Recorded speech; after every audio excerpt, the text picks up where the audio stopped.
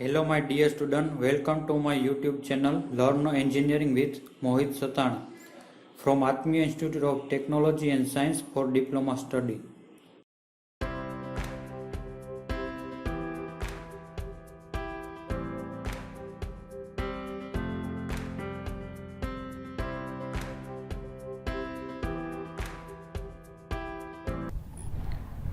પછીનો next topic છે selection of appropriate construction material કે તમારે બિલ્ડિંગ મટીરિયલ માટે અથવા તો કન્સ્ટ્રક્શન મટીરિયલમાં તમારે કોઈ પણ મટીરિયલ સિલેક્ટ કરવાના થાય તે મટીરિયલમાં તમારે ખાસ કરીને કયા કયા પોઈન્ટ છે તમારે ધ્યાનમાં રાખવા પડશે. તેમાં પહેલું છે ક્વોલિટી. તો કે મટીરિયલની ક્વોલિટી છે એ તમારે સારી હોવી જોઈએ. Material should possess the required quality કે તમે જે મટીરિયલ લીધું હોય એ મટીરિયલની તમારે ક્વોલિટી છે ગુણવત્તા સારી હોવી જોઈએ. Selection of the best material for ordinary job may prove to be uneconomical કે ભાઈ તમે જો સારી ક્વોલિટીનું મટીરિયલ સિલેક્ટ નહીં કરો કન્સ્ટ્રક્શન વખતે તો એ તમારે અનઇકોનોમિકલ થશે, એટલે કે તમારે કોસ્ટ છે એ તમારે વધી જશે, એટલે અનઇકોનોમિકલ થશે. બરાબર, તમને ઇકોનોમિકલી નહીં થાય. એટલે તમારું મટીરિયલ છે એ સારી ક્વોલિટીનું હોવું જોઈએ. પછી જે બીજું સિલેક્શન કરતી વખતે કન્સ્ટ્રક્શન બિલ્ડિંગ મટીરિયલ વખતે તમારે જોવાનું અવેલેબિલિટી કે તમે જે મટીરિયલ સિલેક્ટ કર્યું હોય તો material selected should be always available as and when required કે તમે મટીરિયલ એવું સિલેક્ટ કરેલું હોવું જોઈએ કે તેની અવેલેબિલિટી છે એ બધી જગ્યાએ હોવી જોઈએ, અથવા તો વેન રિક્વાયર્ડ કે તમારે જ્યારે એ મટીરિયલની રિક્વાયરમેન્ટ હોય તો ત્યારે એ મટીરિયલ તમારે સાઇટ ઉપર આવી જવું જોઈએ. પછી છે purchase of material is normally done stage wise two avoid huge amount of investment and problem of safe storage of material. પછી તમારે મટીરિયલની અવેલેબિલિટી હોય તો એ મટીરિયલનું સ્ટોરેજ છે એ પણ તમારે જરૂરિયાત હોય એ જ પ્રમાણે તમારે મટીરિયલનું સ્ટોરેજ કરવું જોઈએ. જો વધારે પડતું તમે એ મટીરિયલમાં ઇન્વેસ્ટમેન્ટ કરી દેશો, વધારે સ્ટોરેજ કરશો તો એ મટીરિયલને તમારે સેફ સ્ટોરેજ છે એટલે કે તમારું મટીરિયલ છે એ સેફ સ્ટોરેજ નહીં રહે, અથવા તો તમારે એમાં વધારે ધ્યાન રાખવું જોશે. એટલે તમારે જેટલી રિક્વાયરમેન્ટ હોય મટીરિયલની એટલું જ મટીરિયલ છે એ તમારે સ્ટેજ વાઇઝ એટલે કે જેની પહેલાં રિક્વાયરમેન્ટ હોય સ્ટેપ વાઇઝ એ જ મટીરિયલ તમારે પહેલાં મગાવવાનું, અને એ પણ તમારે જેટલી રિક્વાયરમેન્ટ હોય એ જ રીતે. જો વધારે પડતું તમે મટીરિયલ મગાવી લેશો તો એને તમારે સ્ટોરેજ કરવા માટે તકલીફ પડશે, અથવા તો તમારે એમાં વધારે સેફટી રાખવી જશે. પછી છે એની ડ્યુરેબિલિટી કે તમે કોઈ પણ મટીરિયલ લ્યો તેમાં ડ્યુરેબિલિટી પણ તમારે જોવી પડે. ડ્યુરેબિલિટી એટલે કે એનું ટકાઉપણું કે the life of the material selected should never be less than the life of the component of the structure. Material should be sufficiently strong to resist the force expected કે તમારું મટીરિયલ છે durable હોવું જોઈએ, એટલે કે ટકાઉપણું હોવું જોઈએ. તમે જે રીતે મટીરિયલને સિલેક્ટ કર્યું છે અને જે મટીરિયલનું ફંક્શન છે તો એ રીતનું તમારું મટીરિયલ એની સામે તમારે ટકી શકવું જોઈએ. પ્લસ બિલ્ડિંગ મટીરિયલના અલગ અલગ કમ્પોનન્ટમાં તમે અલગ અલગ મટીરિયલ સિલેક્ટ કર્યું હોય તો એ બધા મટીરિયલ તમારી એની સફિશિયન્ટલી સ્ટ્રોંગ એટલે કે સારું એવું સ્ટ્રોંગ મટીરિયલ હોવું જોઈએ. અને પ્લસ એ તમારે એ મટીરિયલ ઉપર જે તે કંઈ ફોર્સ લાગતા હોય એ ફોર્સ પણ એમાં રેઝિસ્ટ થઈ શકવા જોઈએ, એટલે કે તમારું મટીરિયલ છે એ ફોર્સથી રેઝિસ્ટ હોવું જોઈએ અને એની સામે ટકી શકવું જોઈએ, તો તમારું એ મટીરિયલ છે એ ડ્યુરેબલ કહેવાશે, એટલે કે એની ડ્યુરેબિલિટી છે એ સારી કહેવાશે. પછી બીજું તમારે સિલેક્શન ઓફ મટીરિયલ વખતે જોવાનું રહેશે સ્ટ્રેન્થ. તો કે as a stated earlier the material need not be the strongest one but a course it should બી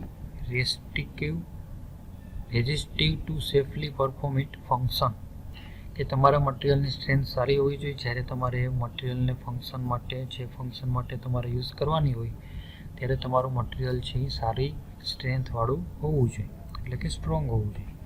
પછી છે એની વર્કેબિલિટી.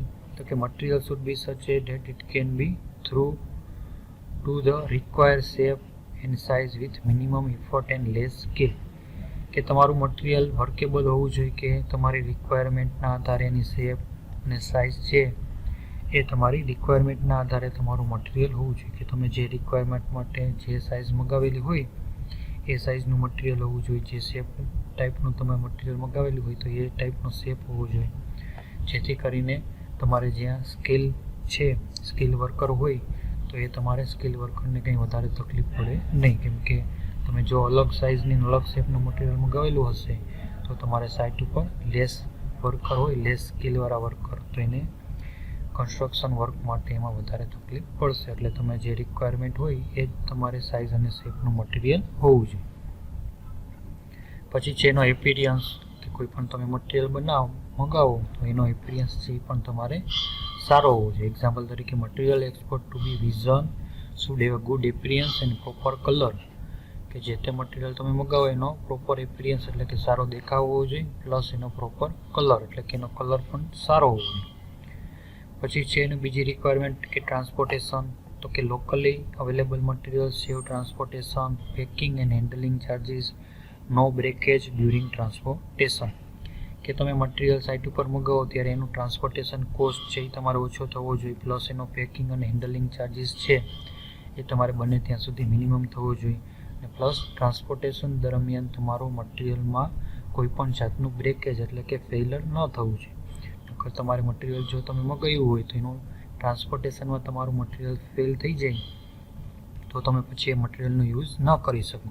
એટલે તમારે એ પણ જોવાનું કે મટીરિયલનું ટ્રાન્સપોર્ટેશન છે એ કઈ રીતે છે. પછી છે મોડર્ન ટેકનોલોજી, તો કે તમે મટીરિયલ મંગાવો ત્યારે તમારે મોડર્ન ટેકનોલોજી છે કે નહીં એ પણ તમારે ચેક કરવાનું. તો કે technology is fast advancing in use of new material prove to be a economical in place of old one, કે ભાઈ અત્યારે ન્યૂ ટેકનોલોજી, મોડર્ન ટેકનોલોજીના આધારે તમે જે મટીરિયલ મંગાવો એ મટીરિયલ બને ત્યાં સુધી તમારે મોડર્ન ટેકનોલોજીનું મંગાવવાનું, જેથી કરીને તમે એમાં સારું વર્ક કરી શકો, પ્લસ સારો દેખાવ આવી શકે, પ્લસ એની ક્વોલિટી પણ સારી હોય. પછી છે સ્પીડ ઓફ કન્સ્ટ્રક્શન, તો કે selection should be made considering case and rapidly in execution, કે તમે મટીરિયલ મંગાવો પછી તેનું કન્સ્ટ્રક્શન છે એ પણ તમારે ખાસ જોવાનું. કન્સ્ટ્રક્શન છે તમારે ધીમું ન થવું જોઈએ, એટલે કે કન્ટિન્યુઅસ તમારું કન્સ્ટ્રક્શન છે એ તમારે થવું જોઈએ, એટલે કે સ્પીડ ઓફ કન્સ્ટ્રક્શન છે એ તમારે સારી હોવી જોઈએ. છેલ્લું છે તમારે last economy, cost of material should be not more than the other comparative alternative material, કે એવા મટીરિયલ પણ તમારે યુઝ ન કરવા જોઈએ જેથી કરીને તમારે કન્સ્ટ્રક્શન કોસ્ટ પણ તમારે વધી જાય. એટલે મટીરિયલની તમારે ઇકોનોમી પણ તમારે જોવી જોઈએ કે બીજા મટીરિયલ કરતાં તમારે એ મટીરિયલનો કોસ્ટ છે એ તમારે વધવો ન જોઈએ. તો અહીંયા આપણે યુનિટ 1 છે એ કમ્પ્લીટ થઈ છે, કે ભાઈ યુનિટ 1ના બધા ટોપિક છે આપણે કમ્પ્લીટ થઈ ગયા. એમાંથી આ જે લાસ્ટ ટોપિક હતો કે સિલેક્શન ઓફ એપ્રોપ્રિએટ મટીરિયલ, તો આ બધા પોઈન્ટ છે આપણે ખાસ કરીને જોવાના કે જ્યારે સાઇટ ઉપર કન્સ્ટ્રક્શન થતું હોય તો સાઇટ ઉપર કન્સ્ટ્રક્શન કરવાનું થાય તો આપણે આ બધા પોઈન્ટ છે ખાસ ધ્યાનમાં રાખવાના, જેથી કરીને આપણે કોસ્ટ છે એ પણ ઓછો કરી શકીએ અને મટીરિયલની ક્વોલિટી પણ સારી લઈ આવી શકીએ અને તમારું કન્સ્ટ્રક્શન વર્ક છે એ પણ સારી ક્વોલિટીનું થાય. તો અહીંથી આપણે આ યુનિટ 1 છે એ કમ્પ્લીટ થઈ છે. Thank you.